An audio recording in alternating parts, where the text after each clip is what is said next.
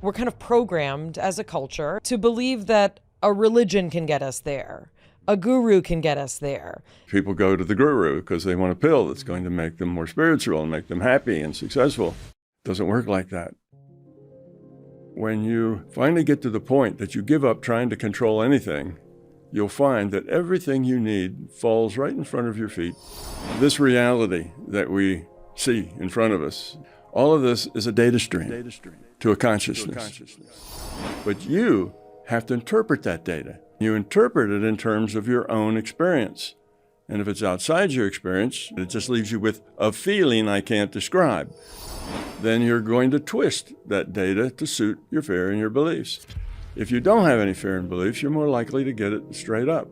If you are autistic, then the intellectual side of your mind, it doesn't work like everybody else's.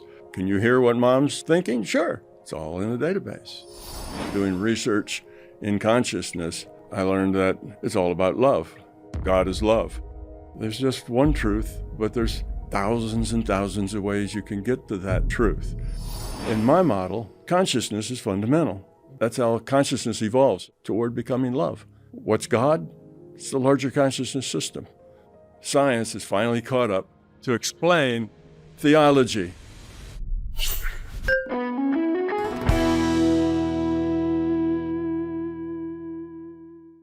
Hi, I'm Mayim Bialik. I'm Jonathan Cohen. And welcome to our breakdown. Today we're going to break down everything. Everything that has ever happened, will ever happen, why it's happening, the universe. I mean, it turns out there is no universe. There's just everything. Today we're going to be talking about consciousness, and possibly not in the way that you think of consciousness. You're probably thinking like, oh, I'm conscious of things happening, and like, I do mindfulness meditation. Nope. Today we're going to be speaking to a renowned physicist who, over the past half century, has formulated a way of thinking, living, and being that is incredibly deep, incredibly complicated, and also incredibly simple. We're going to be learning about the consciousness system that is the reality that we're living in. If you like The Matrix, you'll probably love this episode. If you believe in things outside of your understanding, but believe that there has to be a scientific explanation for them, you're going to love this episode.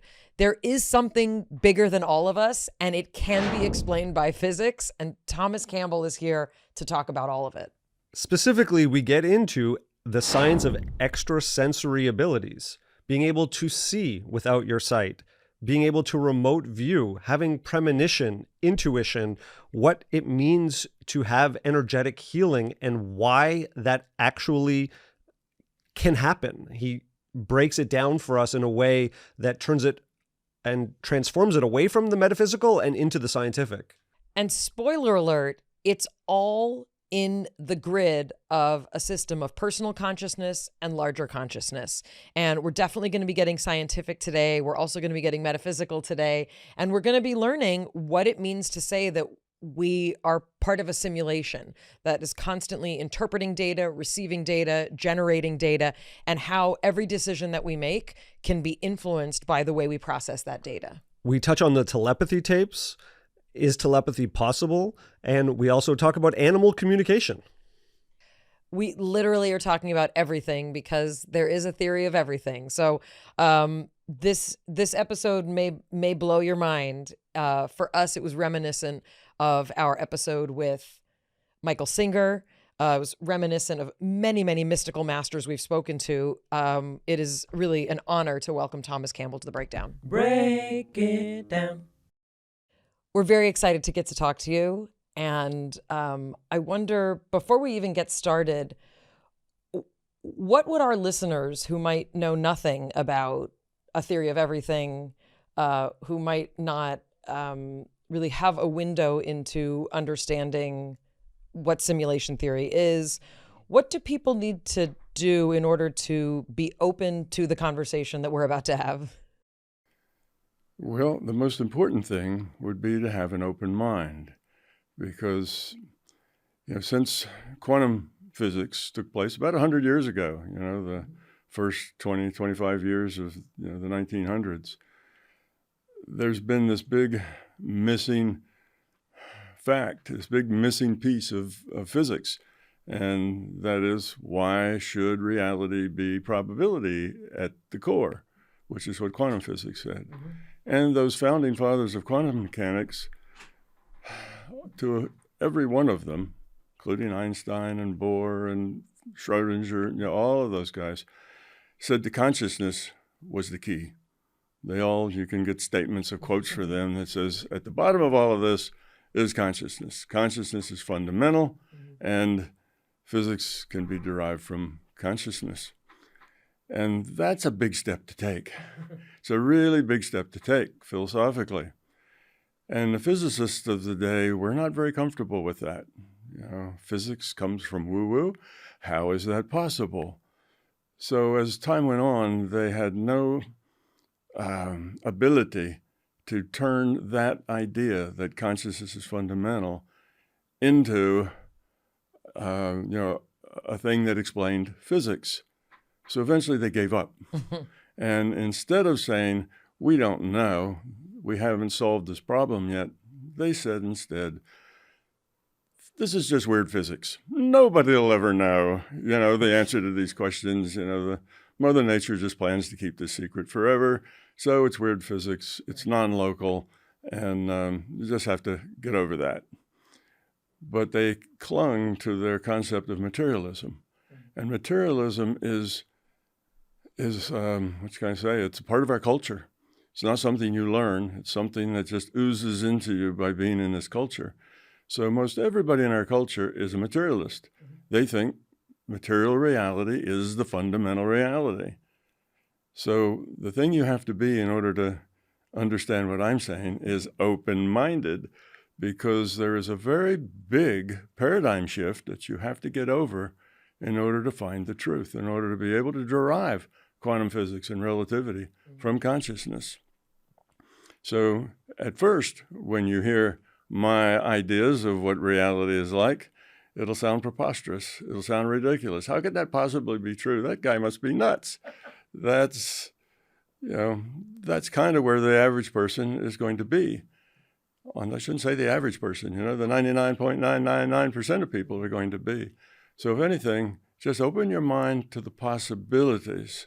And in a short interview like this, I'm not going to be able to derive logically anything. We're just going to skip over the tops of things, and it'll sound like I'm just making... Says you. Yeah. Okay, good.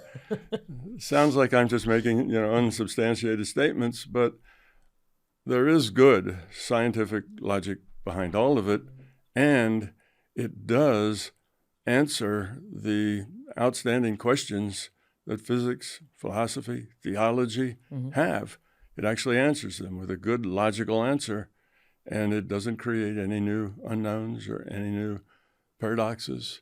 So I think in, give it a decade or so, that these theories of mine will probably become the fundamental attitude of science, because it just works. But there's this huge paradigm shift to get over in the meantime, and paradigm shifts don't happen quickly.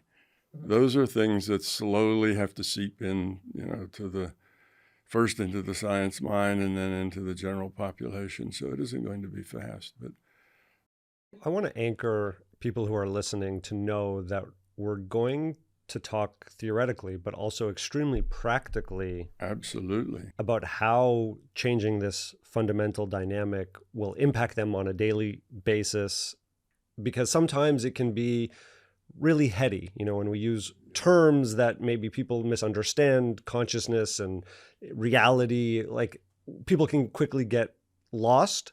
But I want to just assure people that we're gonna land the plane in many areas. Yeah, absolutely. And that's when you talk about things that are fundamental, then they affect everybody, and they affect people in their daily life, in every choice they make. Fundamental things are like that.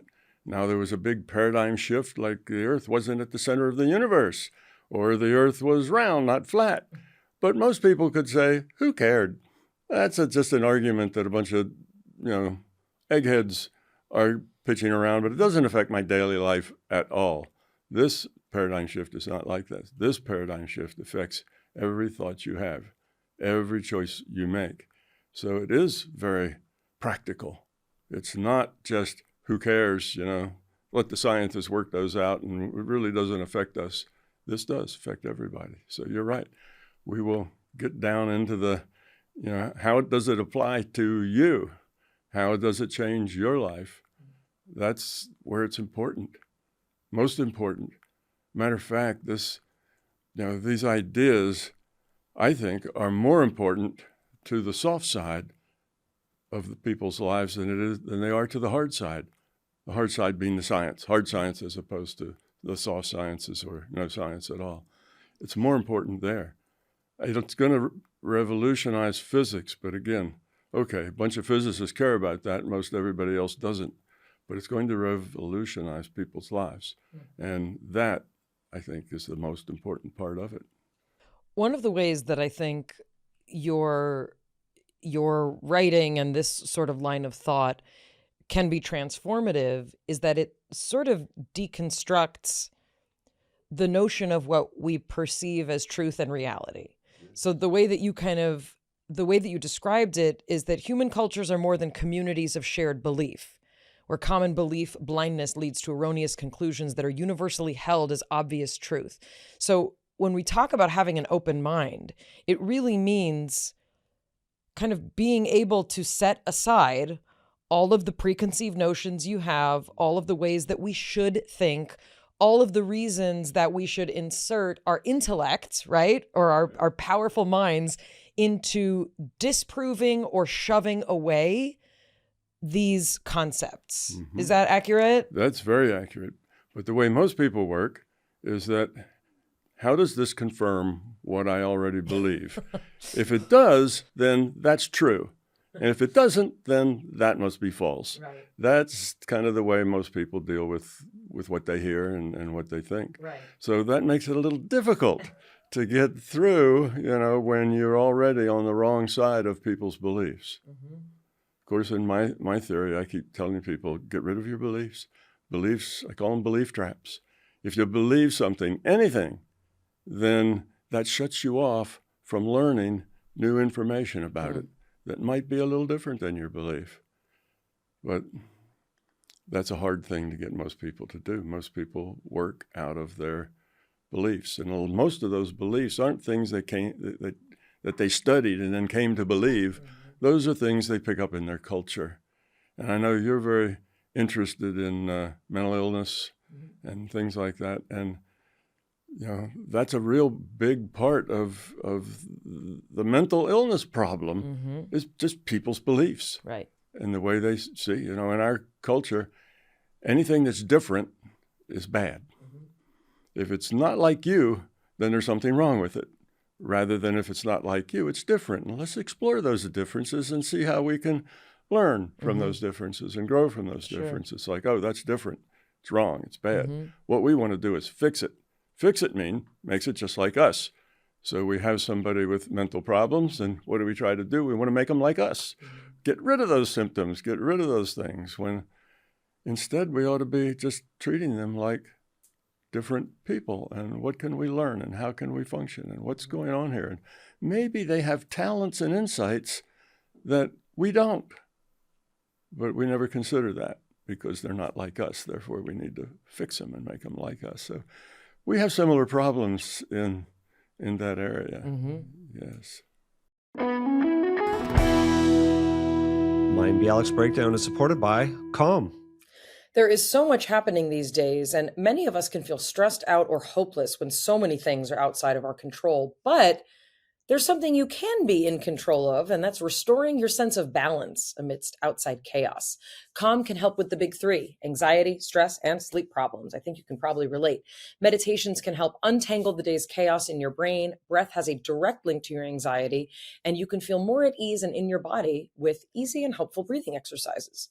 Calm's the #1 app for sleep and meditation, giving you the power to calm your mind and change your life. Everyone faces unique challenges in their daily lives, and mental health cannot be using a cookie-cutter approach anymore. Calm offers a wide range of content and programs to help you navigate whatever's going on in your life. There are meditations to help you through anxiety and stress, boost your focus, build healthier habits, take better care of your physical well-being.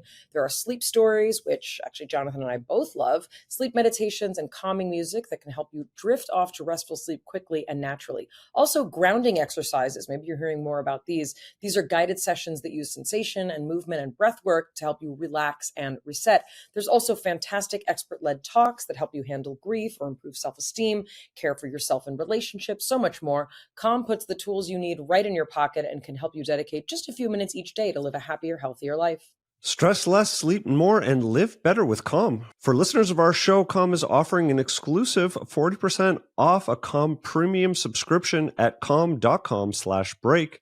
Go to calm.com/break for 40% off unlimited access to Calm's entire library. That's calm.com/break. Mayim Bialik's Breakdown is supported by Helix Sleep. So many problems that so many of us have revolve around sleep issues. Night sweats, back pain, not feeling rested, motion transfer if you're sleeping next to a partner. We cannot tell you how excited we were to hear that Helix still wants to partner with us after so many years and all the incredible feedback that we've heard about people experiencing what it's like to sleep on a Helix mattress. I've had mine for almost 4 years now. Jonathan has one for almost that long. All of our kids love Helix mattresses. We highly recommend taking the Helix Sleep Quiz. It will help you find your perfect mattress in under 2 minutes. And so many of those problems that so many of us have can go away with the right mattress. Everyone sleeps differently. We're confident that you can find a Helix mattress model specifically designed for your sleep positions and feel preferences. I'm a side sleeper and I like something kind of firm. So I was matched with a midnight mattress after taking the quiz. Jonathan was actually matched with the Twilight, but our mattresses are an absolute upgrade from our last ones. Their models with memory foam layers provide optimal pressure relief and cradle your body in the areas you need it most. It's the perfect combination of comfort and support. And Jonathan especially loves the cooling features of his Helix mattress so that he doesn't overheat at night. Go to helixsleep.com/breakdown for 20% off site-wide. That's helixsleep.com/breakdown for 20% off site-wide. helixsleep.com/breakdown. Mayim Bialik's Breakdown is supported by Spot and Tango. I only gatekeep my yard, which is why I have to share the game changer that is Spot and Tango dog food. Archie absolutely loves it. We were actually dealing with some allergies, and we decided to change his food and go right to the source. I was skeptical at first, but there's been a huge difference. Spot and Tango is a personalized dog food subscription that delivers high quality, ready-to-serve meal snacks and supplements right to your door. So no more last-minute pet store runs. When Jonathan first got Archie, he was very stressed about what to feed him. There's so many shelves in the store with all of these different like mystery kibble filled with processed meats and fillers foods. Food's medicine, you know, and our dogs deserve the best. With Spot and Tango, we know exactly what's in their bowl. No fillers, no junk, just real food for dogs. Spot and Tango's unkibble meals are made with fresh human-grade ingredients, including high-protein USDA meat, fruits, and veggies, no artificial stuff, no preservatives. Using their fresh dry process, fresh ingredients are gently cooked and then they are freeze dried to lock in nutrients, creating a shelf-stable, nutrient-rich meal that's as close to home cook as it gets without the hassle. Spot and Tango creates a custom plan based on your dog's age, breed, weight, and activity level. You know exactly what they're getting and they're getting what they need. Plus, the easy-to-use scoop makes portioning so simple. And as Jonathan said, we instantly saw a difference in Archie's in his allergies and makes him much happier in general, and us too. Spot and Tango is offering an exclusive deal for our listeners. For a limited time, go to spotandtango.com/break.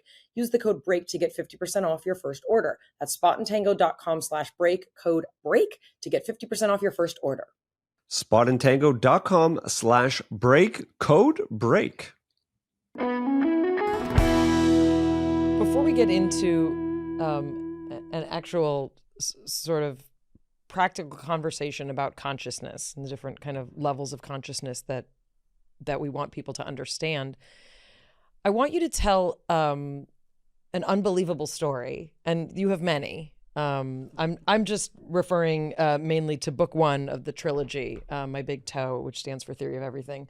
I want you to tell about what happened the day that you realized you could see connectivity. Oh, yes. Okay, that was, being the physicist that I am, I keep my head wound up into details and programs and computers and that sort of thing. And if anyone's seen The Big Bang Theory, it's about a bunch of physicists. So yeah, like, so I fit that description pretty well. And I was having lunch one day, walking down, and this was in Charlottesville, Virginia, and they turned the main street into a mall where you could walk, and I was walking along, and I looked up and I noticed that all the trees had this white, fluffy, cotton candy looking stuff all over them. And I thought, now that's really strange, not seen that before. So I stood and stared at it a little bit to make sure it wasn't, blinked a few times. And then I stopped somebody on the street walking by, and I pointed. I said, "Do you see that white stuff all over those trees?" They looked at me, hurried on. No, they didn't see that at all. So then I thought, well, what am I seeing? And I looked other places, other things, and I could see it around people. Then I could see it around power lines. So it wasn't just people. I could see it around everything living and some things that weren't living. And when I got back to the office, I was you were not on drugs. No, I don't take drugs. When I was in graduate school in the 70s, drugs were a big thing. I stayed away from them completely because I felt that my future depended on my mind. And I wasn't going to mess with anything that messed with my mind, because without that, I was, I wasn't saleable. I wasn't worthwhile. I was just another guy. I could maybe shovel dirt or something, but my mind was what made me different. So I was very, very careful not to pollute that with drugs. So no, I wasn't on anything. So I went back to the office and I looked at the clock, and I could see energy around the clock. And I had one of those early computers. It was an HP little handheld that had, I don't know, probably 100 bytes or something. You had 4D programming steps. And I looked at that, and when that was running, I could see a little energy around that. And I later understood that my question, or what was in my mind, what I was thinking at the time, was energy. It was about energy. What is life energy? Where does, how do you connect to this life energy, or just energy anywhere? And what I was seeing was a response to that query. The way the mind works is that if you have queries, if you have things that you're thinking about and you make it clear, you'll often will get a data dump down that gives you information about that. That's just a part of consciousness. We can talk about that later. So that's what was happening. I was thinking about life force, energy, and then I looked at the power lines, and that's energy too. And of course, the calculator and the clock also were things that were driven by energy. And what I was seeing was like energy flow, the energy around that, life energy around life things, and other energy around inanimate things, but energetic things. And when I looked at that calculator, it was very detailed, all kinds of little lines that were intersecting and moving here and there. Then that was the energy that was making that calculator work. So that was a big deal. And I played with that because I'm a physicist and I want to know, how does it work? Why does it work that way? So I'd stop looking, and then I'd look again and it would still be there. And then I started to say, well, I wonder if it's just things that have energy. So I was talking to a friend of mine, Dennis Menerick, who also was involved with me, going out to Bob's lab. And he pulled out this picture. And he pulled out a picture, and it had like 5 people in the picture. And he said, one of those people in the picture is a psychic. Can you tell me which one it is? And I looked at him and I said, okay, energy, where's the energy? And suddenly, bloom, a big energy from one of the guys. And I pointed, I said, that one. No. Yeah. And you had a 20% chance of being right. Yeah, I had a 20% chance of being right. And I got it right on. And that was the one. And then I said, oh, this energy thing isn't around an object. It isn't the human that's creating the energy. It isn't the power line that's doing it. It's just in my mind. That's just what I'm seeing. It's information that I get. And if I ask the question about those 5 guys in the picture, which one's different, then I get the answer. So I want to double click on that. Okay.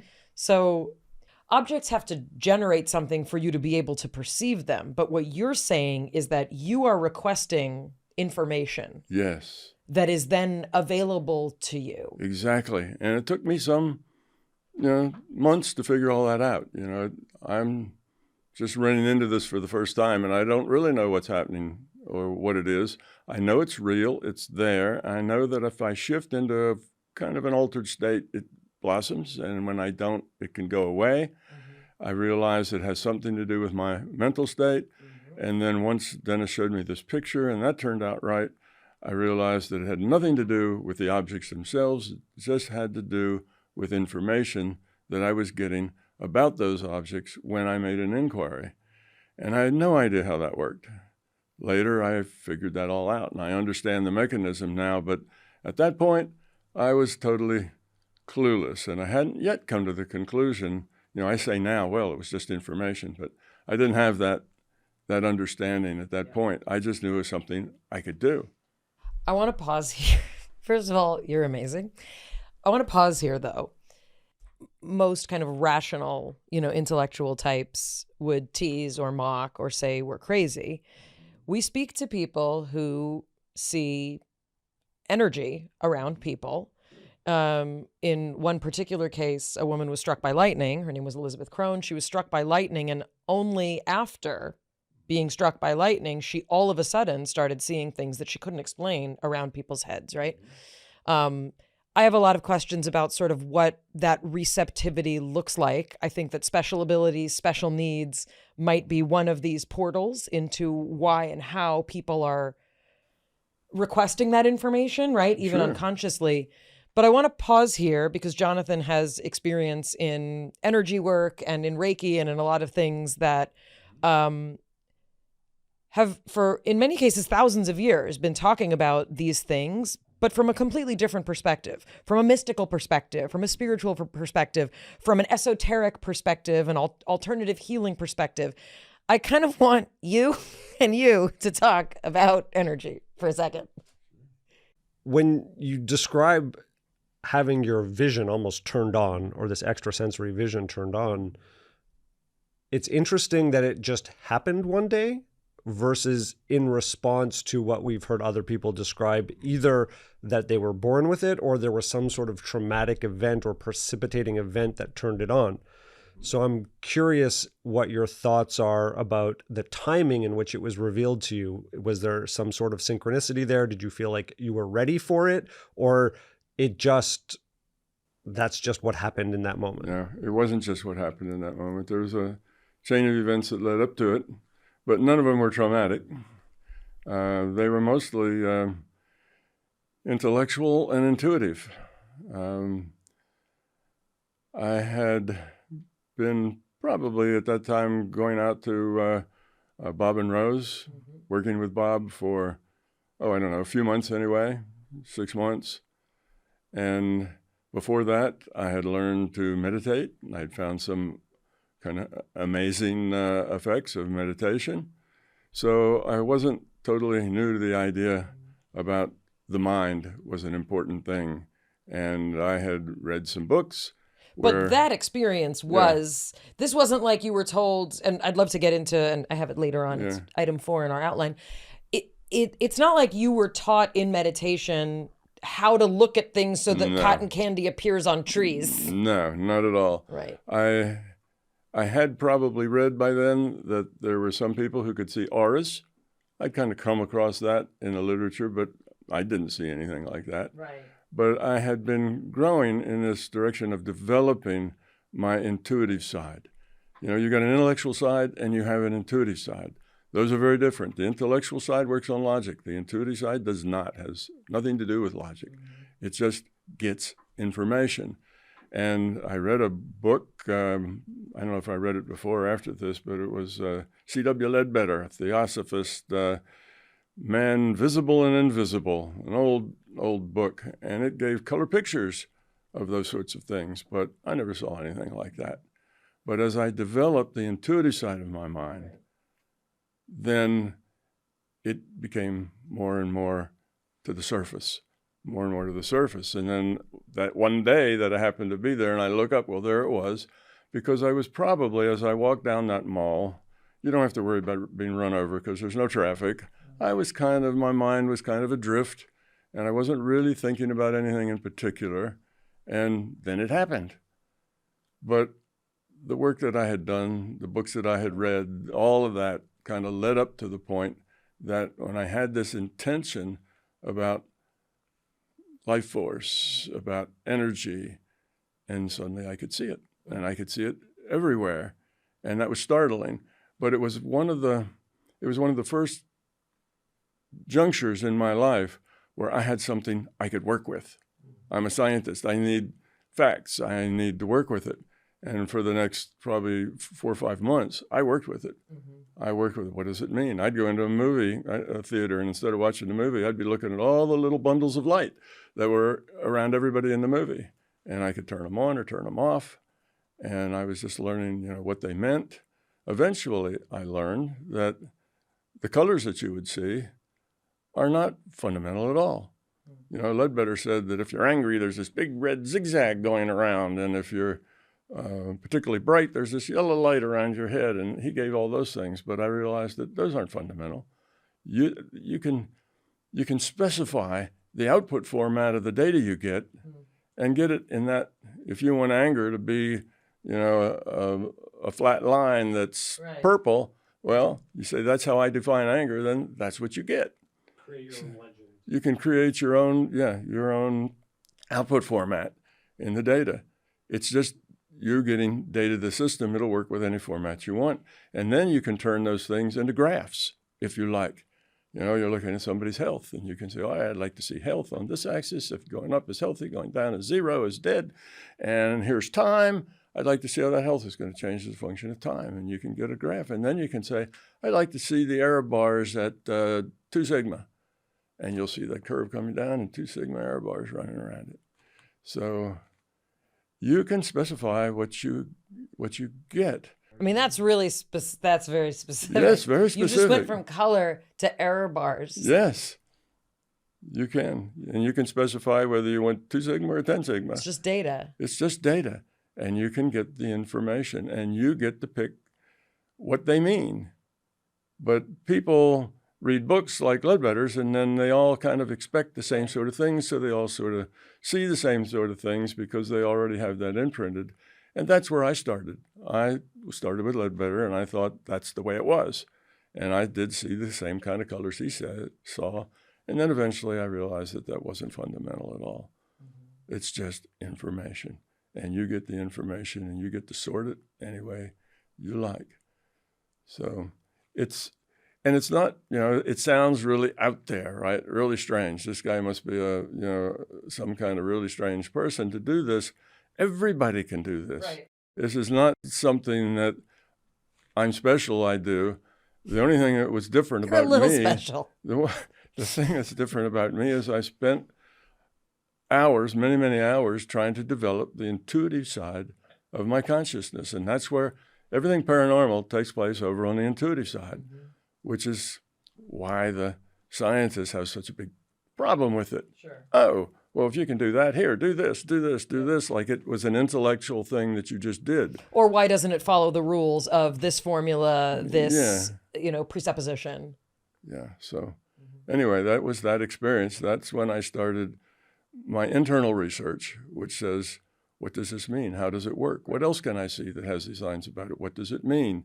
And over months, that started to fall in, and doing research with people. And I could watch people who were angry or who were in love or other things, and you could see different patterns, and I could change the patterns and so on. So that was my first really big step into having experience that I could test and work with. My other experience was simply debugging software. Right, of course, like you do.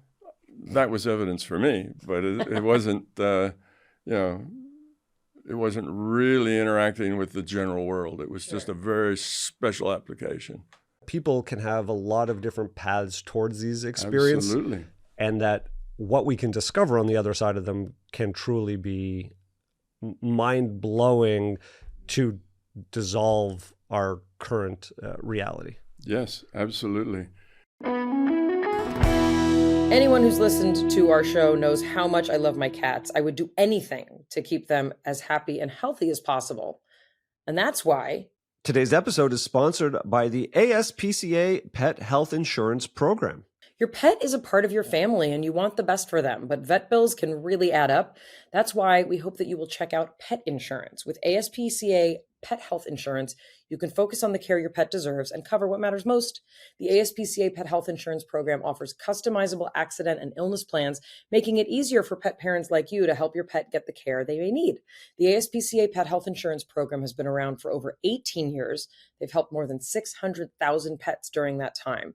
They allow you to customize your plan, helping ensure that your pet's plan is as unique as they are, because vet bills can really add up, especially when you're least expecting it.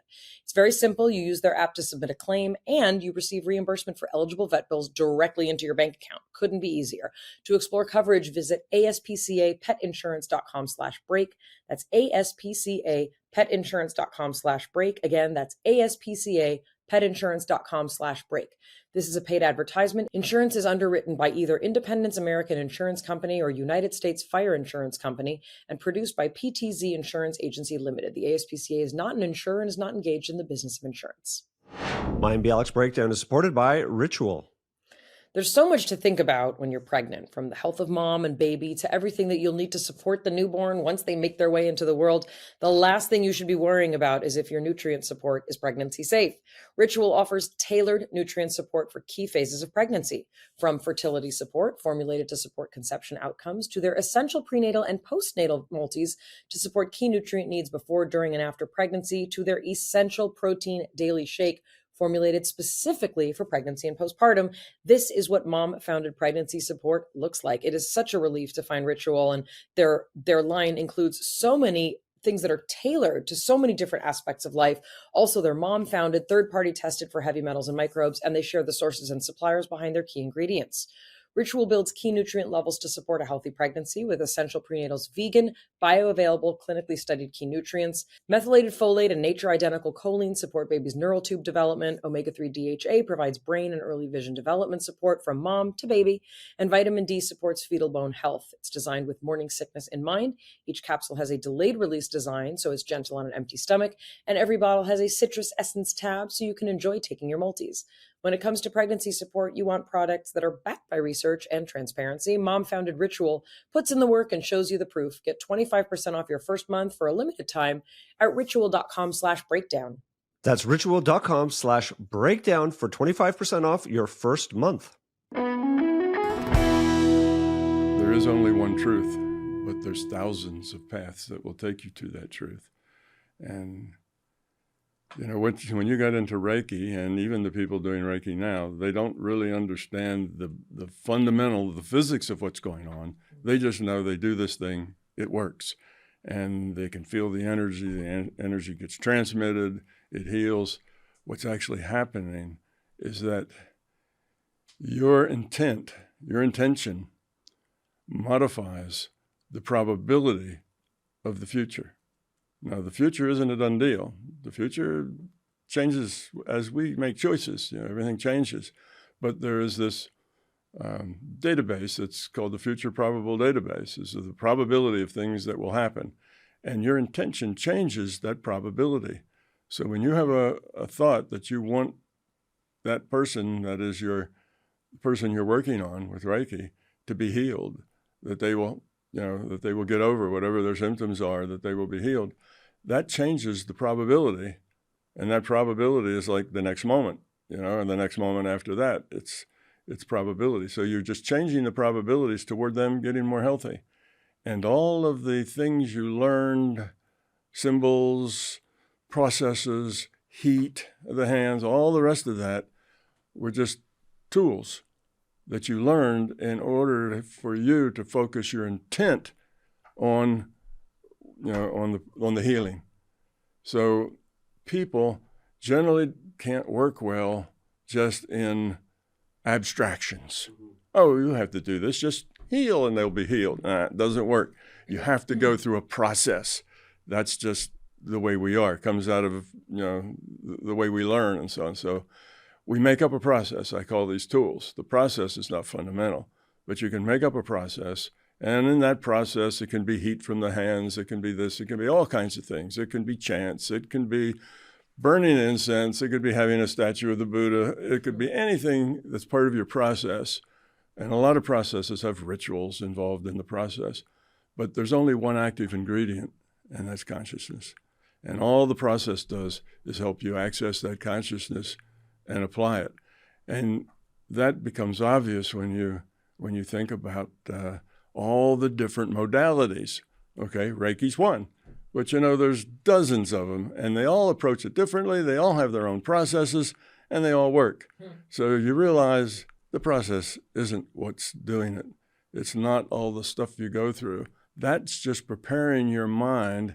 And one of the biggest things you have to prepare your mind to do is to believe at a deep level, I shouldn't say believe, to know at a deep level that it's real and that you can do it. That's the biggest hurdle that anybody has to overcome. And, it's the same with any of the paranormal things. There's a thing called seeing without eyes, okay? And I know a teacher of that. I went to one of their courses just to see how they taught it. What they're teaching is remote viewing in real time, is really what they're teaching. Well, remote viewing is hard for most people, much less in real time.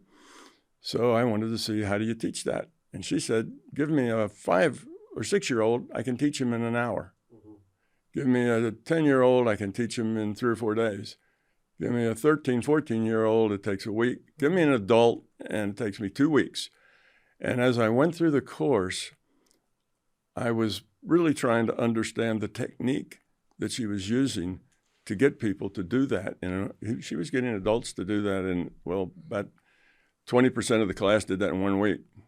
And they were reading without their eyes. And I verified that. I'm a scientist. I do experiments. I put a blindfold on this one lady, and I took her outside, where it's hard to manipulate the environment that's outside opposed to the one that's inside. And I'd walk out behind the car and say, can you read that license plate? What color is the house in front of you? How many garbage cans are sitting outside in the front of that house? That kind of thing. And got every one of them. Even went up to a door where a thing was put, I can't remember what it was, but there was a note post that she read the note just fine. She could read easily. And this blindfold was this wide. It's one of those big things that goes way up to the forehead, down around the nose, around. I put it on her. I adjusted it. I knew she couldn't see a thing. But when I asked her, I said, well, what's your experience? How are you doing this? She says, I cheat. I said, how are you cheating? She says, I'm looking through a hole in the mask. There was no hole in the mask. This was her way of justifying to herself that it was possible. And everybody who was successful at reading without their eyes felt that they were cheating some way. Oh, there's a hole in my mask. Oh, the light coming in around the side. And I take optics. I understand about light. And after it takes a single bounce, it no longer contains any information. I can't tell you what's behind me, even though that light is hitting that wall, hitting this wall, and coming into my eyes. I don't see that wall because once it takes a bounce, information's gone. So even if that light could bounce around a few times and get to her eyeball coming off the side like that, it'd have no information in it whatsoever.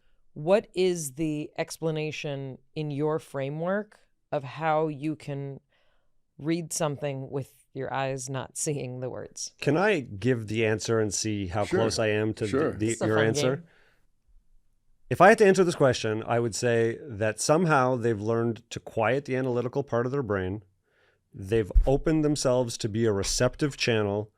And as you ask the information, the data of that information is just available, and they're able to reach out and snatch it, or it just appears in the on the dashboard of their mind, and they see it just as though they would have seen with their eyes. And by understanding that they've convinced themselves that they're cheating in some way to bypass the logical mind, you don't have that mechanism interfering with that open channel that just allows data to appear simultaneously. Right. Check. Good job. Yeah, you got all of that right.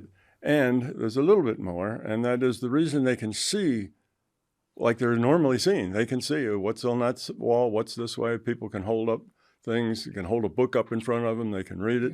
It's because in their mind, their intent is that it's going to look just like it would look if they had their eyes open. So they have this intent to see. Their remote viewing is I have an intent to know what's going on at this particular set of coordinates on a planet someplace. So the closest I can understand to this, and I wouldn't have ever thought of it as remote viewing. Well, there's two examples. One is in a horrifying flashback, which many people have from trauma. And a flashback is not a memory. It is literally as if you are back there. So, Yeah. okay, but that's like time looping in on itself is not what I'm talking about. There's a method, a tool, to use your terminology. There's a tool called EMDR, which uses often auditory beats, sometimes somatic influence, or eye movements, as the title, as the nomenclature provides. But I have had experiences, I've been awake and not sleeping, and it is as if I am in my childhood home. I am conscious that it's not a flashback. I'm conscious that I'm this years old and I'm laying on a table or wherever, but I can move around the room as if I'm there. And that's the way a lot of people, we had my mother on, my mother did EMDR, which was hilarious to have her describe it and very interesting. She described the same thing. She described being in her childhood tenement house, in her home. And is that remote viewing or is that different? Remote viewing is just a special case of a more general thing. Okay. Remote viewing typically is what's going on at this place, someplace that you're not. And then you describe it, and it's either right or not, or what picture is associated with this number if you do the ones that are on there. And that's called remote viewing. Okay. Well, that enables a mind to go collect data from this database, and I can explain the database, why the database is there, how it got there, where did it come from. So all of that is known. So you can get data out of the database, and again, it depends on what you're asking for and what the output format is. Okay. So if your output format is, I want to see what's going on at this spot, well, then you'll get a view of that spot. That's all you'll get. Because it's there. Because it's in the database. Right. That spot is in the database. So it gets the data from the database, and you then get that download of the data. But as always, you have to interpret the data. Right. So the data, the remote viewer is only as good as his interpretation of the data. And people always interpret the data in terms of their own experience. They can't do anything else. If it's something they've never experienced, then they have a real hard time interpreting the data. So then they make up what the closest thing is pattern matching that they can come up with out of their own data. Can you give an example? Well, I can give a historical example of how that works with the data and the pattern matching and so on. I read this, so I can't vouch for the truth of it, but I read that it was recorded that when the Spaniards, I'm going to say invaded Mexico, but that's probably not a politically correct thing to say. When they found Mexico and... I think invaded feels right. All right. When they invaded Mexico, that they found that the indigenous people could not see their ship. They could see the small boats that they rowed ashore in, but they could not see the main ship. And that's because they had nothing in their experience that they could attach that to. There was no such thing there, so they just didn't see it. They couldn't interpret it.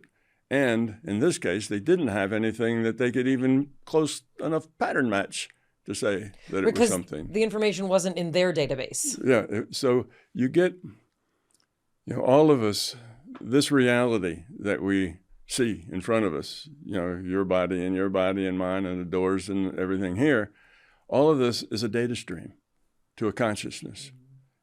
So that data stream defines this reality. So I'm defining this now as a virtual reality, and it's a data stream that defines it. But you have to interpret that data. Right. And you interpret it in terms of your own experience. And if it's outside your experience, you don't know how to interpret it. It just leaves you with a feeling I can't describe. It's not a good feeling usually. Sometimes if it's a bad thing. If it's a good thing, it's a real happy feeling you can't describe. Right. But so you color everything. It's not what you see is what's necessarily there, but it's your interpretation of it. Now, inasmuch as you have fear, you have beliefs, then you're going to twist that data to suit your fear and your beliefs. If you don't have any fear and beliefs, you're more likely to get it straight up. So you get better. Children. Yeah, children are good at this. Now, children grow up with a fair amount of ability with their intuitive side. Their intellectual side takes longer for that to kick in and for them to work. So they start off just intuitive. And they know so much more than we think they know because they can't speak the language yet. We think they don't know anything. They know a whole lot. They get a whole lot, particularly who's happy, who isn't, attitudes, feelings, all of that stuff. Mom, dad having an argument, boy, they get all of that. They have a lot of knowledge that they get intuitively. The intuitive mind is just, as you say, you open your mind, you get rid of your intellect. Well, for a 3-year-old, getting rid of the intellect's trivial. And there it comes. Then That's why they're so playful and happy. Yeah, then you can just translate. You have to interpret that information. And that's then the hard part for a 3-year-old is interpreting information because everything's new. And they get better at it with experience.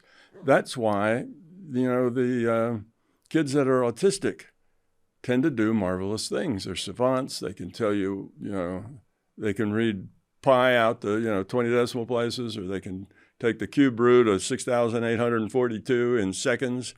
And it's not that they're computing it. They're not. They're just reading it off. They're seeing the answer in front of them. They read off the answer, and it's the right answer. I have a friend whose son is a savant. He holds the entire calendar in his head. You can literally ask him, you can say, what day of the week was October 7th, 1832? And he'll tell you. Like that. Yeah, but he's not computing it. He just gets the answer. And the savants, the telepathy tapes, it's the same thing. We're deep into it, yes. If you are autistic, then the intellectual side of your mind is having issues. It's having a problem. It doesn't work like everybody else's. So what do? You develop the intuitive side of your mind because the intellectual side isn't working for you very well. And then you get good at that. Can you hear what mom's thinking? Sure. It's all in the database. And not dad. One of the things that people love to point out that's wrong with the telepathy tapes is why would someone only be able to read her mother's mind and not her father's? I have no problem explaining that.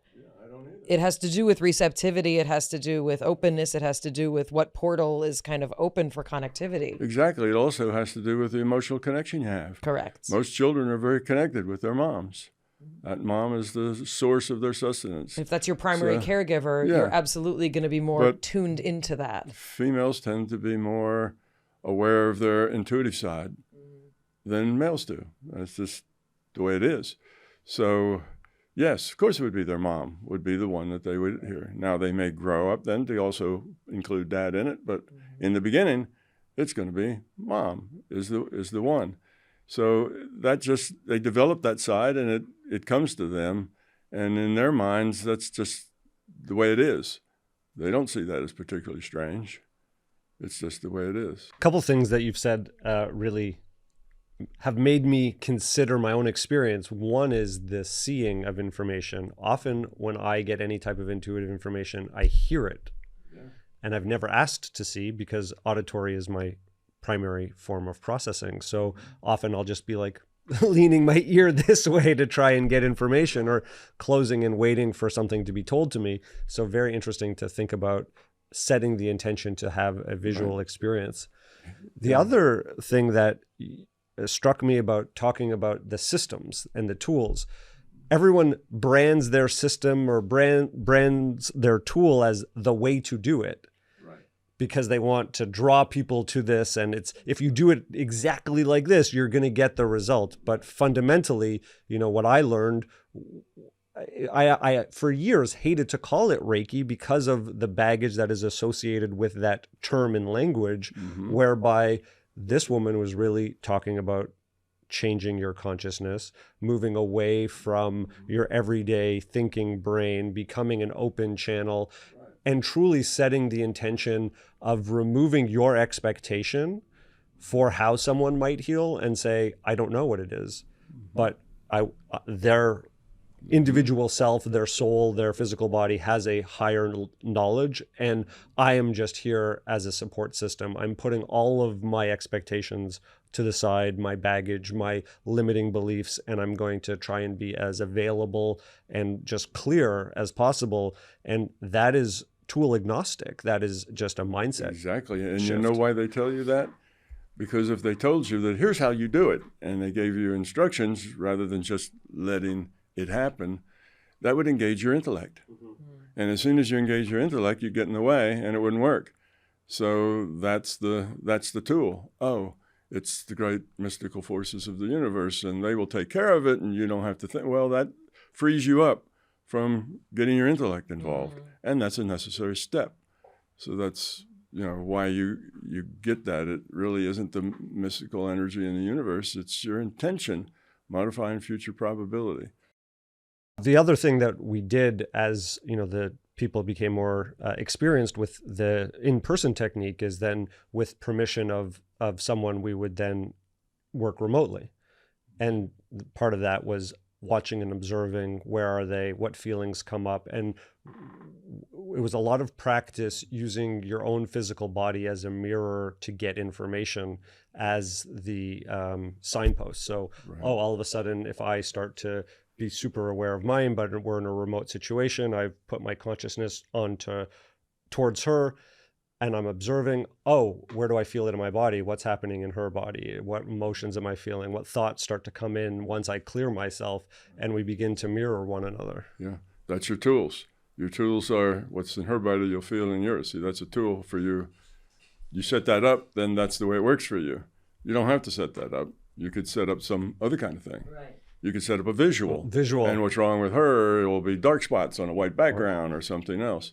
Or if you want to do it the other way, it could be dark spots on a white background or black spots on a white either way, it doesn't matter. If anyone's listening to this, I would recommend doing it external to the body, because unless you learn how Exactly. to remove it from your own body, then you're Exactly. getting some baggage there. Yeah, I don't recommend that people do that for that very reason, because your beliefs can hurt you. And if you believe you take something on and then you have a little worry somewhere down inside that says, gee, if I take this on, what if it affects me? It can affect you. It can make you ill from it. So it's a good thing not to take things on. That's not a good practice. But anyway, I should say here, it's not always getting data out of a database. Another thing about consciousness is that every consciousness is netted. They're all on a net, just like the internet. All the websites are netted. And you use your intent to open up a particular connection. So if you're thinking about Mayim and you're wondering, her emotional state or her physical state or something, that can be just a mind-to-mind connection, getting information just from her. We call that empathy. People are empathic with each other. They know what the other person's feeling. They know what the other person's thinking. And it's a great tool. It's a really good tool. You have young kids that are just the perfect age to use this tool with, because parents and kids sometimes are hard to talk directly to them. Because if you say, that's not good behavior, you need to change that, they'll go, don't tell me what to do, because they're becoming adults trying to make their own choices for themselves, and they don't want to be told what to do.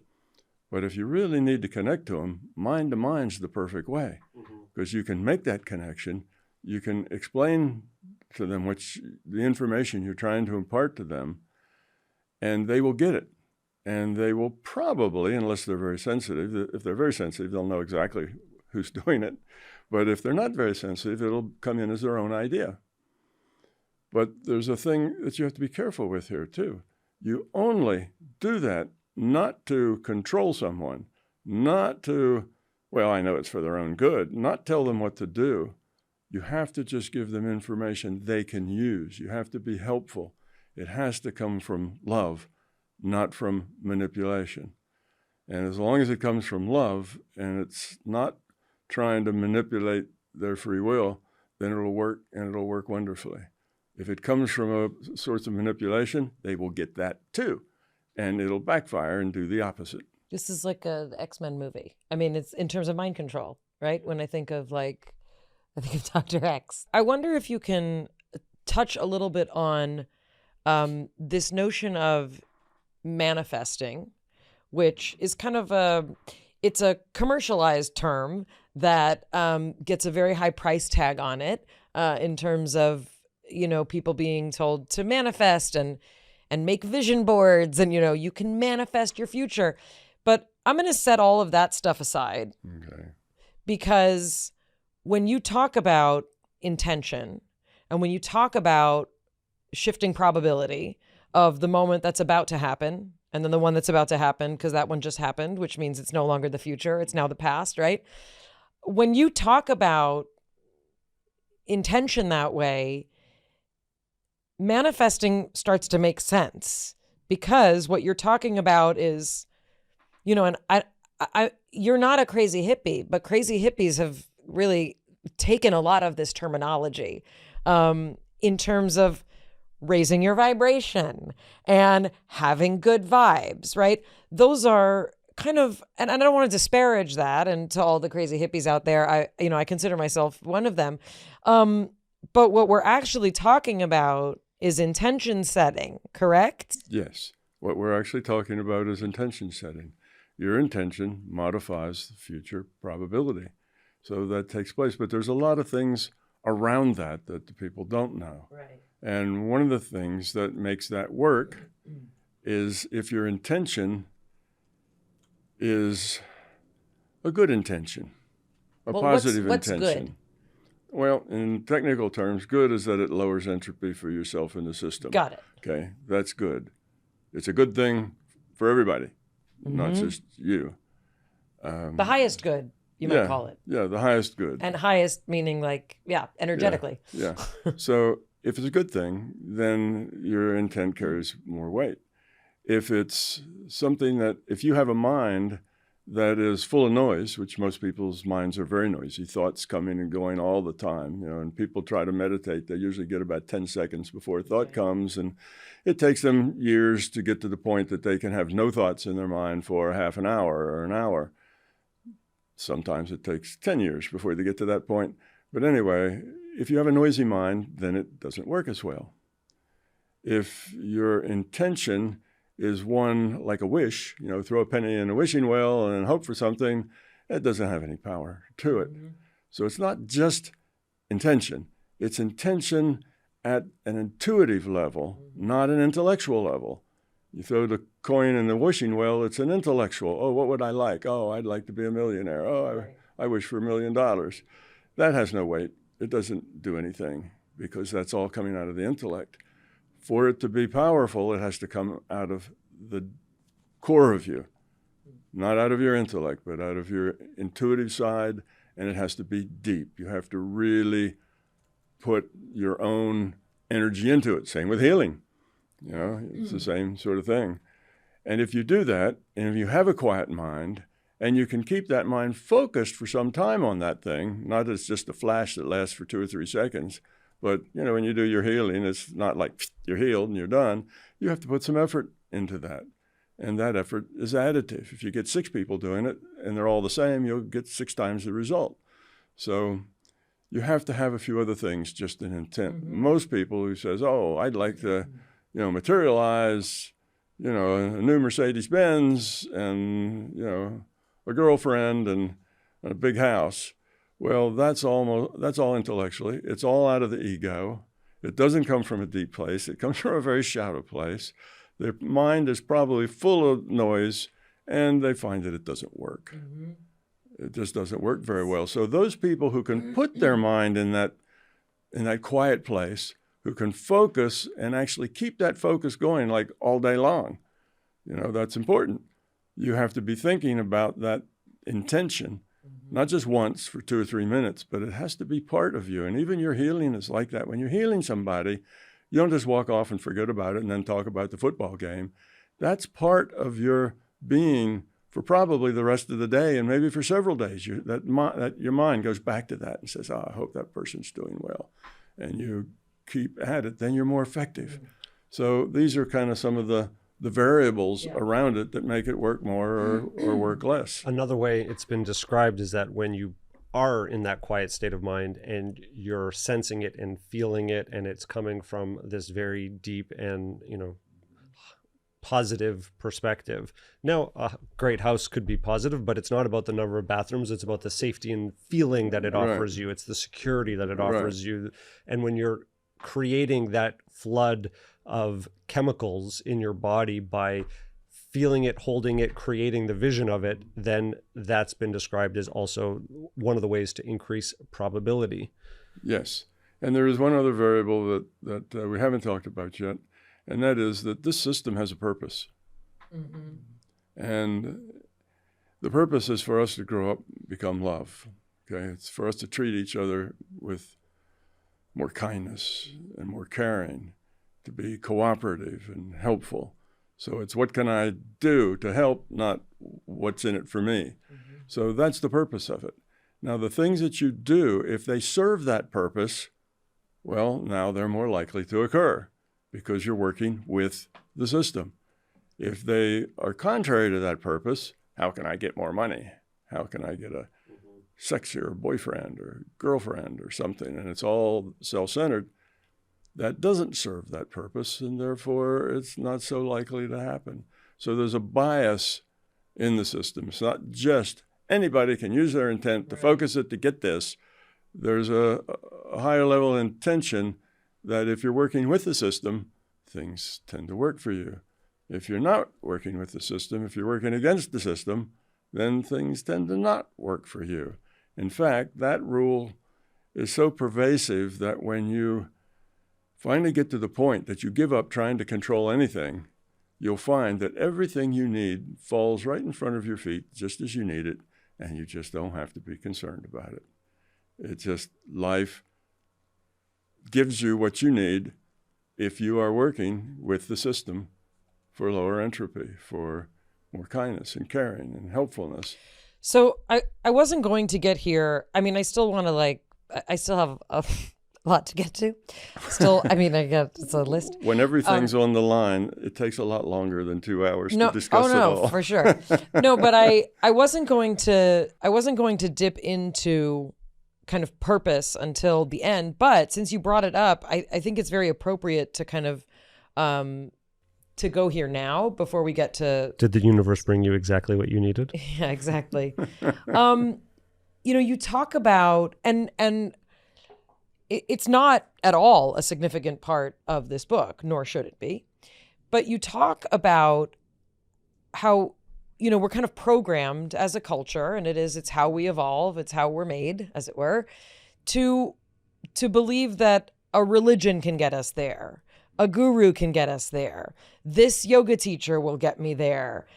This amount of money will get me there. Subscribing to this podcast, click the little bell notification for all the episodes. So we want that. We want that thing that kind of helps us get there.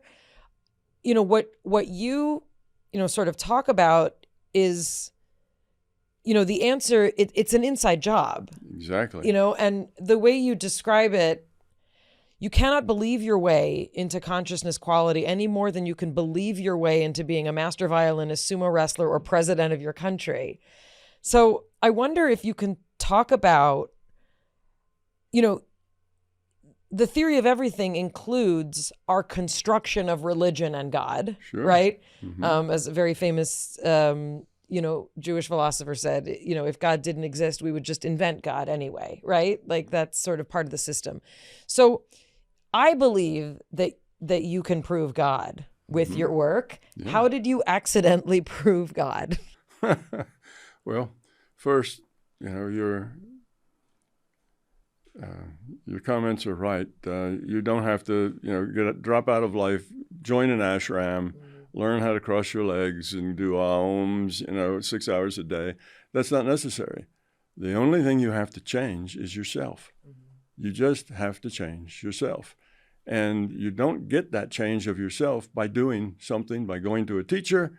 Now the teacher can help in the sense he can help you see bigger pictures, can help put you in a safe space where you can stretch out past your point of comfort. It can do things that makes it easier for you, but it can't give you any plus up in your spiritual quality or anything like that, that has to happen. You have to change yourself. So all those things may be helpful, and for many people, they're not, because they think that this will fix me. It's like going, every time something's wrong with you, you go to a doctor and swallow a pill because you think that's going to fix you. Or what you need to do is eat less garbage, eat better food, exercise, but that's too hard and a lot of trouble, so you go to a doctor and want a pill. That's the same thing. People go to the guru because they want a pill that's going to make them more spiritual and make them happy and successful. It doesn't work like that. It's all an inside job, as you said. All right, proving God. As it turns out, I didn't intend to do that, but it happened anyway. Here I am, a physicist. I wouldn't say an atheist, but I started out as an atheist. When I was 14 or 15, I was an atheist then because I found religion to be foolish. But by the time I got less foolish myself, I decided agnosticism was more rational because it just says I don't know and can't know, so I just won't bother with it because it's outside my ability to know. And being that way, most scientists are like that because we learn as scientists that if it's not logical, then you can't depend on it. It has to be iffy. It's not true. Yeah, and generally they say it's not true, which is, of course, not the case, but we're taught to think that way. So when I started growing up myself and learning, developing my intuitive side, and I finally got to the point where I realized that though I was this high and mighty agnostic that dissed all that foolish religion, that religion is just for weak people who, have their emotions propped up to feel better, et cetera, the arrogance of people like, most of the scientists are. Yeah, well, I was like that too. But then I realized that all of the things that I was discovering on my own by understanding the nature of reality and doing research in consciousness, I learned that it's all about love. Well, you go to Peter, letter to the Corinthians, God is love. Check. And then I learned it's about kindness. It's about, working with people for solutions, not to impose your ego and what you think is right on them. And check, turn the other cheek, do unto others as it should do unto you. And all these things that were kind of fundamental to Buddhism, Christianity, Taoism, Judaism. We even have a mystical tradition. Yeah. We're doing our best here. Right, you do. Kabbalah. That's right. Yeah, and I would have people come up to me. You mentioned that. I'd have people come up to me after I give a talk, and they say, have you been studying Kabbalah?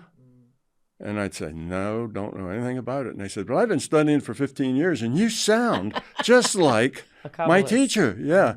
And people come up and say, are you a Zen Buddhist? And the same thing. I've been studying that for 15 years. You sound just like a Zen Buddhist.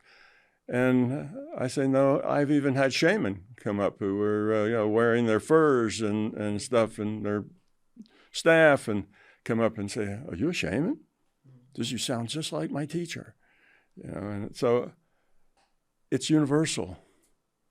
There's just one truth, but there's thousands and thousands of ways you can get to that truth. Now, about God. In my model, consciousness is fundamental. That is, it's the source. And it is a system. It's an information system. Now, that really sounds odd to people, but if you think about what is consciousness, well, consciousness is awareness. I define consciousness, awareness with a choice. Very simple definition. That's conscious, awareness with a choice. Now, awareness, our awareness right now, is only is information we gather with our five senses. That's it. What we hear, see, smell, taste, feel. If we take those away, what are we? Take away your five senses, and what are you? You're in the Descartes moment. I think, therefore I am. That's all there is. You are aware that you exist, and you're conscious of that. Nothing else. Okay. So consciousness takes in data. It takes in the data, and it processes that data, which means it needs to determine what does that data mean. it checks it against memory. Consciousness has memory. What is that data? How does that look according to what I've experienced? Okay, now, so it takes in data, processes data, checks with memory, and then after doing that, it has to come to some sort of decision. What's it going to do about it? What's its reaction to that information? Okay, what does that sound like? Takes in data, processes data, has memory, and then has output. It's an information system. Consciousness is an information system. So you start with the simplest piece of consciousness, which is an aware piece of consciousness that is only aware of two choices, A or B, 1 or 0. That's it. Well, that's the smallest piece of consciousness that still can be conscious. It's awareness with a choice. It's aware, has binary choice. That's it. Now, if you let that evolve, how does that evolve? And we talk about how does consciousness evolve? Consciousness evolves by lowering its entropy. And that simple idea to make that make sense is that if you had an information system and all the bits were random, there's no information. You order the bits, you create information. The bits could stand for something. They could be symbols for something. Okay, so creating that information is lowering the entropy. Now you have order where there was randomness. That's lowering the entropy of the system. So consciousness evolves by lowering its entropy. Can you explain for people who don't know sort of what it means to maximize a system by lowering entropy? Yes. Entropy is a measure of disorder. It's also a measure of the ability to do work, to do something. If all your bits are random, you can't do anything. There's nothing. So you order the bits. That order then puts you in a situation you can do something with the bits. So both of those they're equivalent. Thermodynamics, you can derive one and then derive the other one from that one, so they're all equivalent. So that's what it is. It's a measure of disorder. So you go look in your teenager's bedroom, you got high entropy, clothes everywhere, chaos. That's entropy. Now, once the system decided that in order to continue to grow, it had to break itself into subsets, pieces of itself. If you're into computers, that's a virtual machine. A virtual machine inside the mainframe, if you will. All right, then it became a social system. You look at a social system and you say, how does a social system interact? Now, you got a lot of individuals interacting. How do they do that in low entropy? Well, they cooperate. They care. They help each other. What's the opposite of that? The opposite of that is fear. Fear, you can't trust because you fear that person's going to take advantage of you. You don't work with somebody, you see if that's good for you or not. If it isn't good for you, then you don't do it. And eventually on the fear side, you and others gang up to take things away from that person, and then they gang up, and pretty soon you have all these gangs that are, and you end up with a world like we've got, the one we live in, where, 90% of everything valuable is owned by, 3% of the people. And it's big hierarchy with most of the people down at the bottom. So that's the fear side. So that tells you that that's how consciousness evolves. So how does it evolve? It evolves toward becoming love, caring, cooperation. Low entropy. Low entropy. Okay. So now you have this system. It's aware. It's conscious. It has pieces of itself that are engaging with each other. And it's trying to evolve toward low entropy. That is the source. These pieces, that's you and I. We're a piece of that consciousness. And what is our job? To evolve toward becoming love. That's what we do. That's what we're here for. And if we do that, we end up being happy and satisfied, and life is good, and everything falls at our feet just as we need it. And if we don't do that, if we're doing the opposite and we're raising entropy, we're miserable, we're unhappy, we try to manipulate everything, it doesn't work, life sucks. So that's the general thing. But larger consciousness system, okay? The source. We're made in its image. We're just a piece of that source. We have all the same attributes as that source, except we're just small. We don't have the power behind it that the source has. So what's God? It's the larger consciousness system. And I was using a basement of a church as a venue because that's cheap. And I don't have a whole lot of money. So I was there, and I happened to have two theologians that were there with me, the pastor and the assistant pastor of that particular church. And I put them on the spot, after I gave my talk, and there was a little Q&A, and I said, hey, you two, you have PhDs in theology. Tell me, what are the attributes of God? Now, I don't want any denominational. I'm not talking about dogma. I'm talking about just what are the attributes of God? What is God like? What are the characteristics of God? So they huddled for about 10, 15 minutes, came back with a list of about 6 things. And every one of those things that they came up with was an attribute of the larger consciousness system. So I get an email like this every, 6 months or so will come in, and like this one lady, she says, Tom, says, I love your work. I'm a religious person, very religious. And everywhere I go, I take 2 books, the Bible and My Big T.O.E. And I was so thrilled at that because I expected religious people to push back. I expected people who were very religious to say, work of the devil, this sort of thing. And that wasn't the case. I've had many religious people say, great, it finally makes sense. All these things I believed and all these things I was taught finally make good, logical sense. Science has finally caught up to explain theology. And so now I hear that, and I haven't heard yet anybody, give me a sign of the cross and tell me that, I was work of the devil. I haven't heard any of that at all. So mostly people who are religious like it because, this lady was a nurse. So nurses, they're not high techies, but they're techies. It's all about process and logic, and things have to make sense, or you're not a very good nurse. So they appreciate finally understanding how it all fits together. Why is God is love? Why are we supposed to be, becoming love ourselves and growing up? Their religion tells them that's what they're supposed to do. It doesn't matter, like I say, whether they're Buddhist or anything else.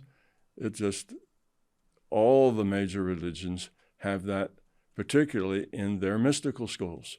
Their mystical schools are the ones that still have that insight, because the organized part of it that's not in the mystical school, it's about property, it's about buildings, it's about, robes and things. Well, and that's what people love to say. Like, think of how many yeah. people are killed in the name of God. Right. To which I always say, like, that's actually in the name of religion. Religion is not God. They're not the same thing. Exactly. Religion is not the same thing as spirituality either. Right. I want to go a little bit deeper into this idea of consciousness evolving. When I was 19, I took a multi-day lecture series with a man named Michael J. Lincoln, who goes by the name of Narayan Singh, and he wrote a series of books called Messages from the Body, which gave a really detailed explanation for everything that could be going on in your body, down to, like, if you have an issue with this small knuckle on this hand versus this knuckle on this hand versus the base knuckle, like, it has a different psychological profile of what you're actually dealing with in your life. So, like, some very fascinating stuff. But he also had a theory of everything, which he didn't call his big toe. So your branding is much better. But he had one of his courses was actually called Heart-Centered Facial Analysis, which is, he would divide the face into quadrants and say that every decision we've ever made and every thought we've ever had is actually stored in our face. And as we look at someone, that process can actually shift their physical structure and, sort of release whatever they have going on. It was a pretty interesting course, but it was almost a foil for him explaining his belief on consciousness and the evolution of the universe. He believed that this Earth was set up as a test, and it's being watched by whatever exists, or whatever entities or awareness or energy exists outside of this space, and they're seeing, can we evolve? Can our consciousness evolve towards love? And there's a bit of the deck is stacked in our favor, but there's serious risk, like climate crisis and limited resources, and can we figure it out in time? And he has since passed, but this course I took was in like 1999. So at that point he was talking about, like, where are we in the evolution of that consciousness development, and can we figure it out? How does that sit with you, and what is your belief on sort of the Hollywood trope of the ticking clock, of needing to figure this out with some sort of urgency? Well, first I'll have to deny that I have any beliefs. Let me tell you what I think about it. Sure. Close. His big picture was very close, not quite right, but close. And I'd say that it was very good, but it didn't get all the details. But the basic part of it was right. Think of it this way: you have the larger consciousness system, where subsets of it were supposed to evolve. Now, what these pieces of consciousness do is they interact with each other, as I said, social system. All right, but in a big chat room, there's not a lot of there's not a lot of experience that's really growing, helps you become love. It's all chit chat. You can lie if you want, whatever. So they needed another virtual reality. And the chat room was the first virtual reality. Virtual reality is defined just by rules. Put up a rule set. Everybody abides by the rules if they're in this set, and then that creates a virtual reality. All right, so the system needed a virtual reality where the choices were more meaningful, were more significant. What was the first one? The first one was the chat room. Just the rule set was communication protocols, so the pieces of consciousness could communicate with each other. So need pre-Earth, just yes, pre-Earth, pre-universe, pre-whatever. Okay, so just a chat Just room. making sure everybody's on the same page here. Yeah, just big chat room is what I call it. They could communicate, but that was it. entities all over the galaxy are able to send messages There back are- and forth. There are no galaxies. Okay, so Just inside of consciousness. Tohu vavohu, before there was form. Yes. This Yeah. is what Genesis describes before Before there- anything happened. This. Exactly. The thing you can't imagine, Yes. that. Yeah, that's it. that's what I'm trying to put So my finger that's on. the Okay. big Can't chat put your room. finger on it, it doesn't exist But- in your consciousness. But the chat room didn't have real meaningful interactions. They were all kind of shallow interactions. People could lower their entropy there, but it was slow, very slow. So the system needs to make another virtual reality that has more significant consequences and choices for the individual. So what it does is it creates another virtual reality. Again, a virtual reality is just a set of rules that everybody works with those rules. So it comes up with a rule set, and it comes up with a set of initial conditions. That rule set is what we call science, physics, chemistry, biology. The initial conditions is that ball of plasma. You'll recognize the Big Bang, the ball of plasma in a very small space, very high energy, very high temperature. And the run button is hit, and the initial conditions change according to the rule set. Big Bang. Well, this is the big digital bang. It's all done in consciousness. Consciousness is an information system, so consciousness can take a part of itself, configured like a computer, and run the simulation. So the simulation then just evolves, however it does. And like all simulations, it gets partway through and it bombs. So it changes the rule set a little and changes this, and it runs it again and keeps doing that until it's got something that works and will last long enough for the evolution to be useful to the system. And eventually we end up with our sun, our planet, and us, and we all evolve from amoebas, and here we are. Okay. So that's how. And then we elect Trump and we see what happens. Yes. All of that is part of our learning process. Yes. So that Right, like there was also a Cambrian explosion. Like, there have been times, people get very focused on their lifetime, but in the scope of what we understand of our existence, there have been ups, downs, flares, destruction, extinction, explosion. And some of that was natural and some of that was not. But it's all natural because it all exists. Yes, but no, not entirely. Let me Okay, explain go that. Okay, so we have this and it evolves, and we finally get an avatar in this computer that does have a large decision space. It can do a lot of things, so it has a lot of choices. And we then are avatars. We are a piece of consciousness. We're what I call an individuated unit of consciousness. We're playing an avatar. And now playing an avatar means that we make all the choices for the avatar. The avatar is just eye candy, just like any virtual reality game.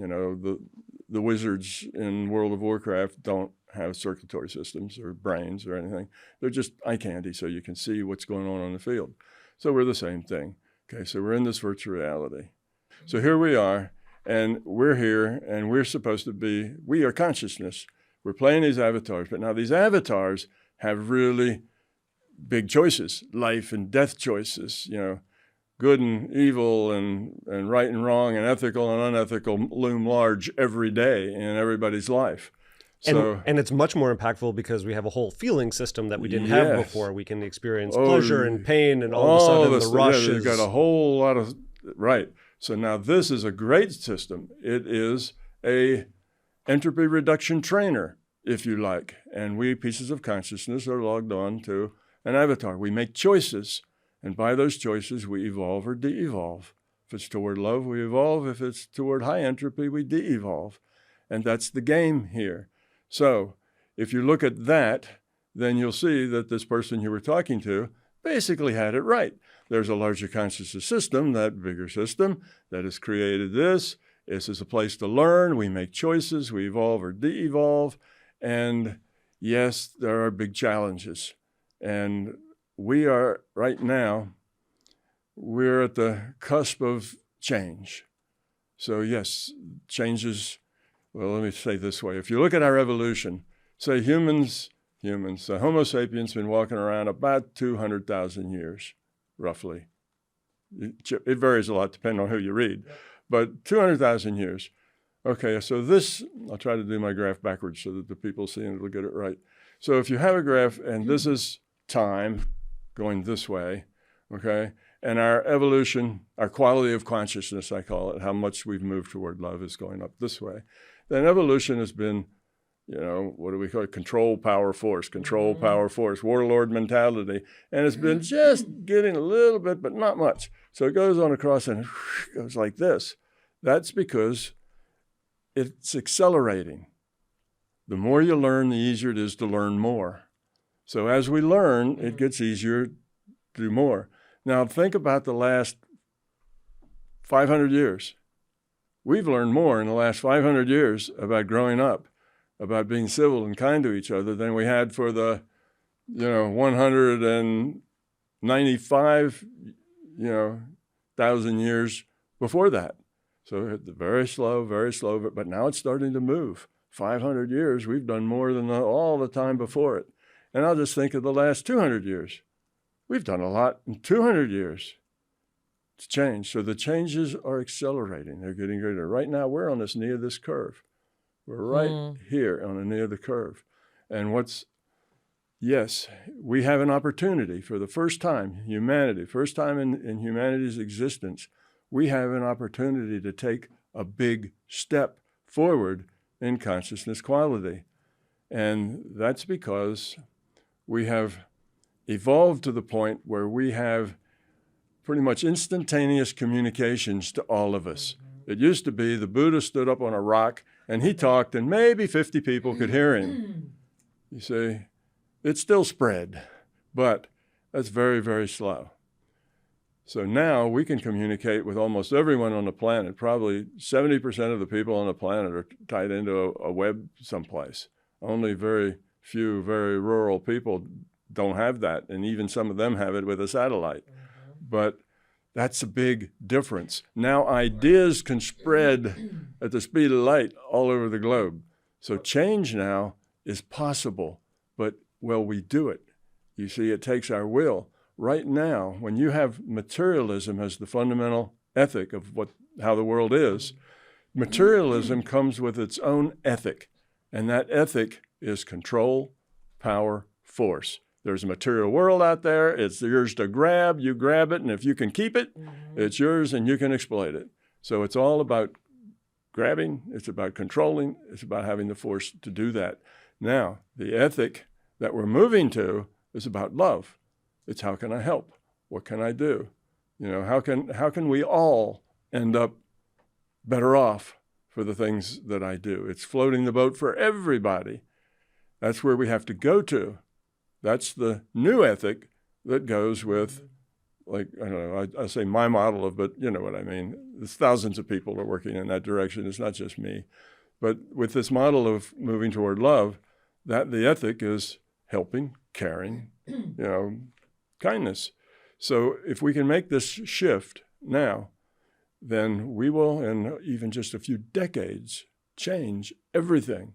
Now, how are we going to make the shift? The shift is going to have to come first in science, because scientists are the high priests of Western culture, and Western culture is now world culture. They're the high priests. They tell, what does the high priest do? He tells everybody else what to believe. Scientists now tell everybody else what to believe. If the scientists say, this is true, well, then it's true. If the science say, this is woo-woo, nonsense, then it's woo-woo nonsense. Mm-hmm. So when the scientists get it, and they understand it, then we will hit the mainstream shortly thereafter. And when you hit the mainstream, attitudes will change, because this works. You know, I work on the soft side with a lot of people, and once you get these ideas, it's life-changing. I get letters every week about, Tom, you changed my life. I was miserable. I was fighting with my family. Now everything works better. So it really works. And once it goes mainstream, it'll work and it'll sell itself. You know, it won't need any marketing. But we have to make that turn, and we have to get the scientists to go there. So my model is also comes up with a better physics. And I solve problems like, why is the speed of light a constant? How comes probability is at the base? Oh, you've heard of the cosmic, what is it, principle, anthropic principle. It's called the cosmological anthropic principle.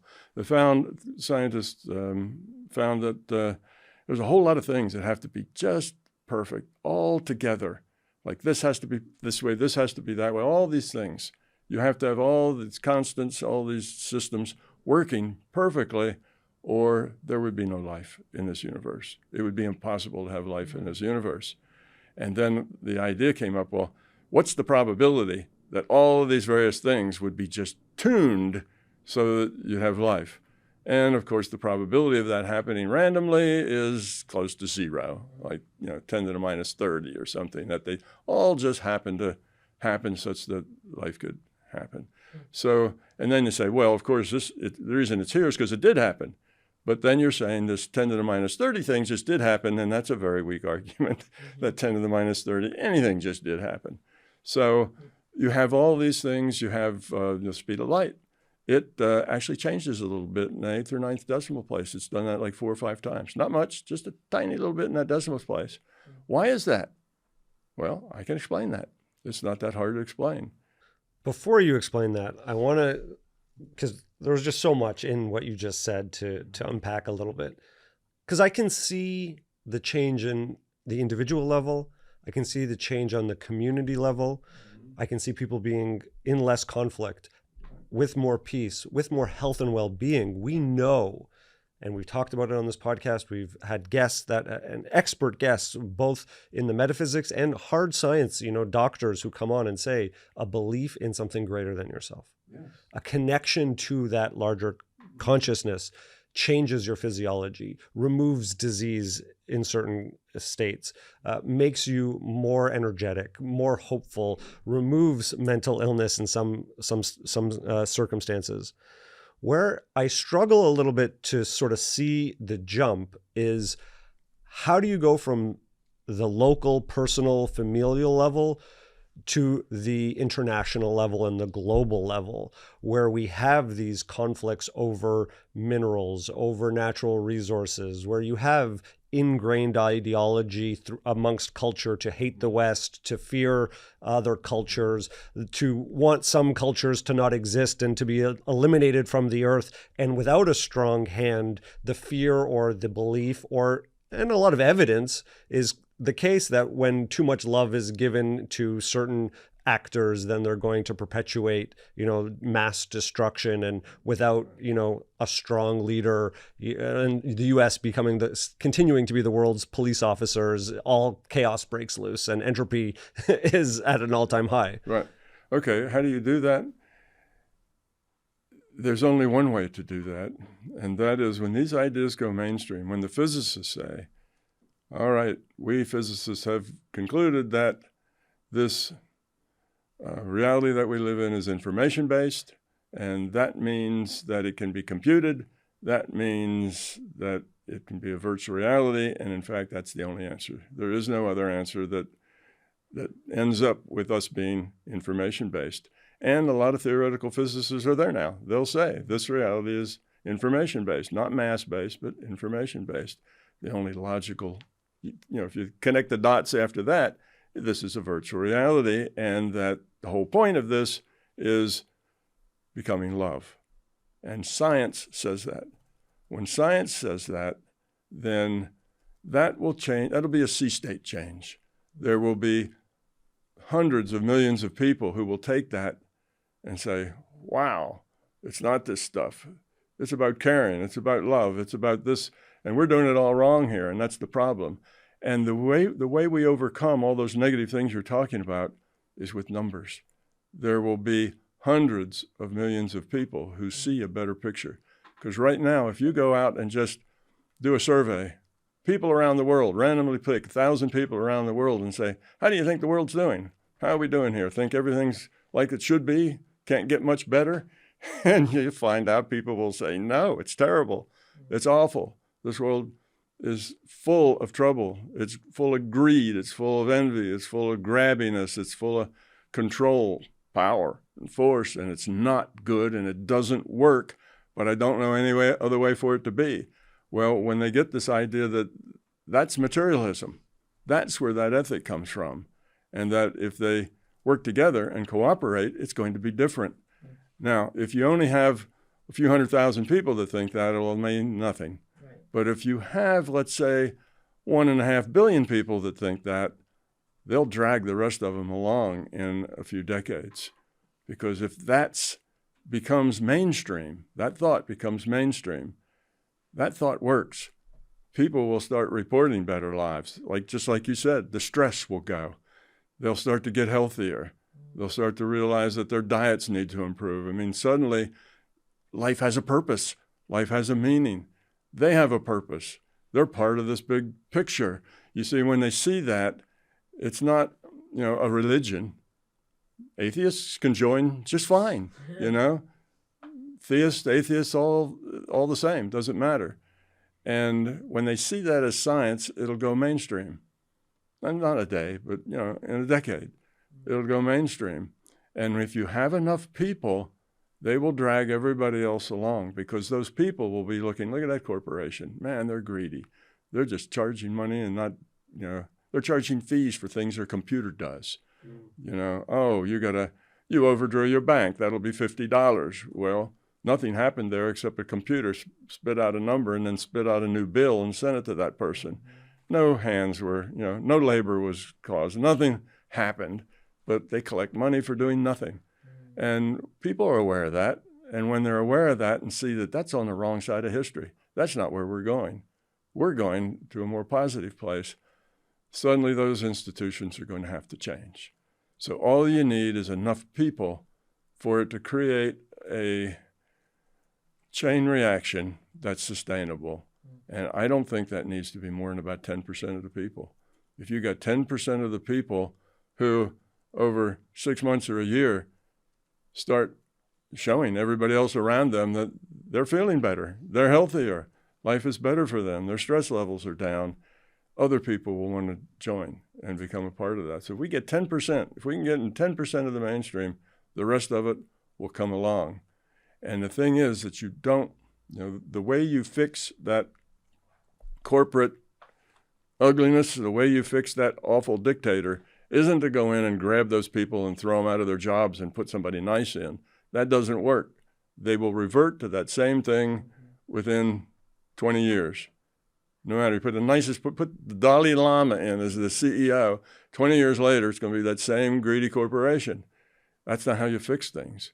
You fix things by changing the minds of the people, and they will make everything else change to suit them, because they will start patronizing things that are on the right side of history, moving in the right direction. They'll start ignoring the other stuff because they'll see it not as, well, yes, abuse is the way it is here. That's our ethic, within materialism.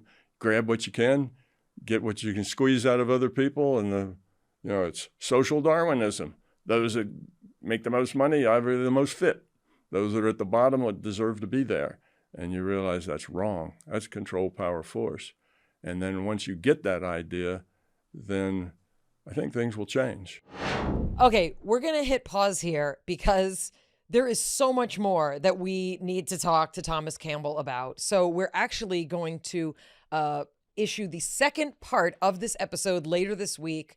You do not want to miss the second part of this episode. We get extremely practical into how to meditate if you don't like meditation. He provides an alternative that does the same or has the same practical benefit to creating the state that you want to achieve.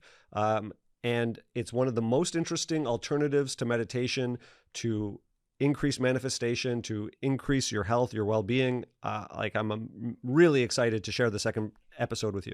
In addition, the second part of this episode will feature a deeper discussion of the paranormal, the ways that we can access and manifest things in our current lives.